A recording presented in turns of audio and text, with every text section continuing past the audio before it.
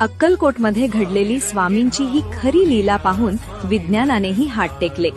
स्वामींचे अत्यंत लाडके सेवेकरी चोळप्पा हे रात्रीच्या वेळी स्वामींची सेवा करत होते। स्वामी गाढ झोपले होते आणि चोळप्पा त्यांचे पाय चेपत होते। अचानक अंधारातून एक काळा कुट्ट आणि विषारी नाग सळसळत आला आणि थेट चोळप्पांच्या पायाला विळखा घालून बसला। चोळप्पा घाबरले, पण स्वामींची झोप मोड होऊ नये म्हणून ते जागेवरच स्तब्ध राहिले। त्यांनी स्वामींचे स्मरण केले। नाग फणा काढून डंख मारणार तेवढ्यात झोपलेले स्वामी अचानक जोरात ओरडले, अरे खबरदार, जर माझ्या भक्ताला स्पर्श केलास तर।